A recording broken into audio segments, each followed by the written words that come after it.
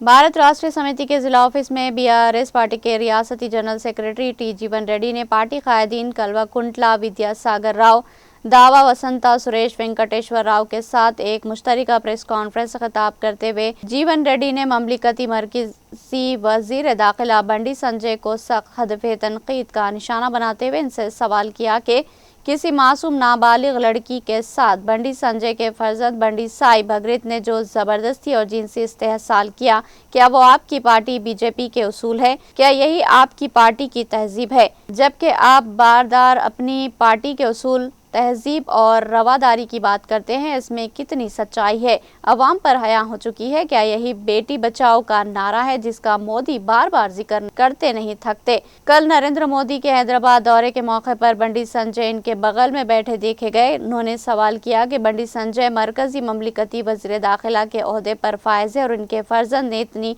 घिनौनी हरकत की, इसके खिलाफ कोई कार्रवाई क्यों नहीं की गई? मज़कूरा बीआरएस कायदीन ने मज़ीद कहा कि बंडी संजय के फर्जंद पर जिनसी ज़्यादती के अलावा जायद पोक्सो एक्ट भी दर्ज किया गया और फिर खाती मस्त आज़ादाना तौर पर घूम फिर रहा है। इस खाती को ताहाल गिरफ्तार भी नहीं किया गया। एक महज मरकजी वजीर उमूर दाखिला के फर्जंद का यह हाल है। आखिर मुल्क में कानून नाम की भी कोई चीज़ है या नहीं?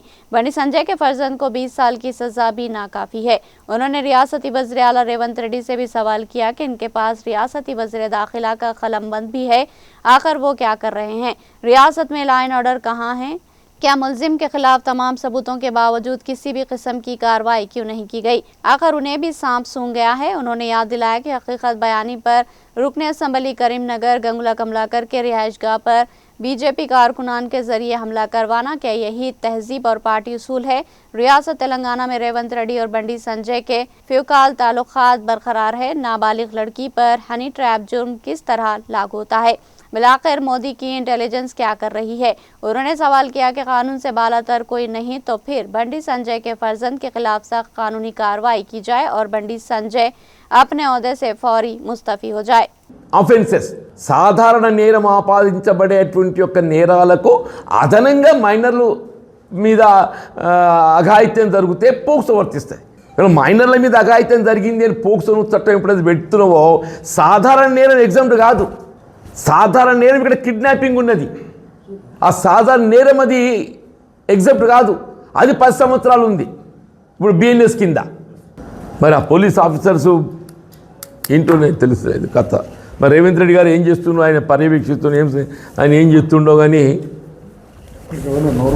ఆరికి నోరు మీద కనీసం కన్నం లేదు. రేవంత్ రెడ్డి గారు అంటేనేమో సరే నువ్వు కొల్లుడైనవే మోడీతోని. మా పీసీసీ ఏం చెప్తుంది? ఆయన మహేష్ గౌడ్. ఇవాళ Mahesh Goud is answerable to ACC.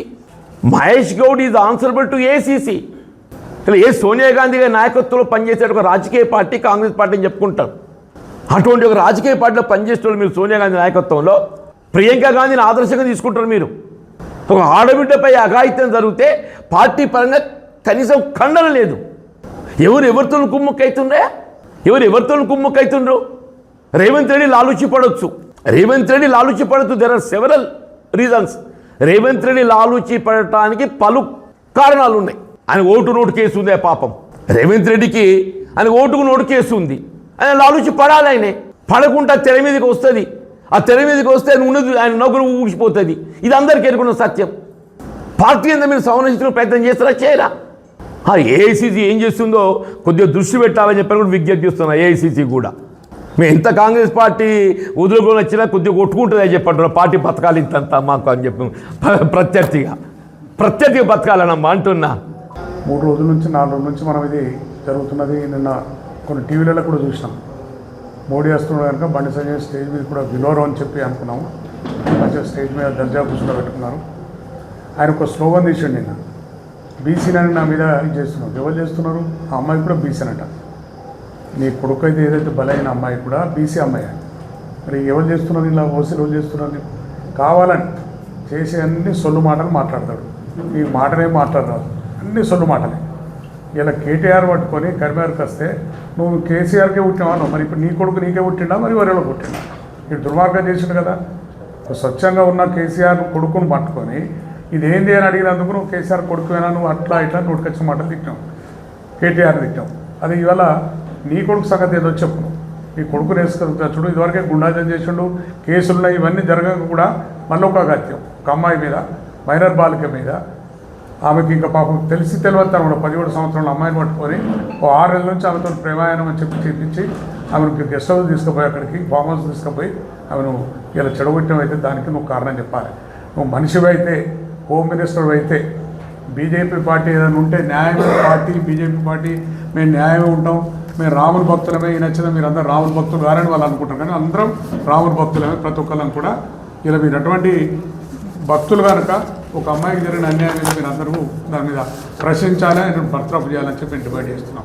అమ్మాయికి న్యాయం జరిగే వరకు వదిలిపెట్టేది లేదు. ఎన్ని చేసినా ఇలా కాంగ్రెస్ పార్టీ చూస్తున్నాం. నిన్న छोटे बड़े पक्क కూర్చున్నారు, ఇద్దరు గుసగుసలు మాట్లాడుకుంటూ తు మాజో మేరా సాత్ పెట్టినప్పుడు నవ్వుతున్నాడు. ఐసా ఆ జాతో మై కాంగ్రెస్ పార్టీ కానీ కూడా అడుగుతలేడు.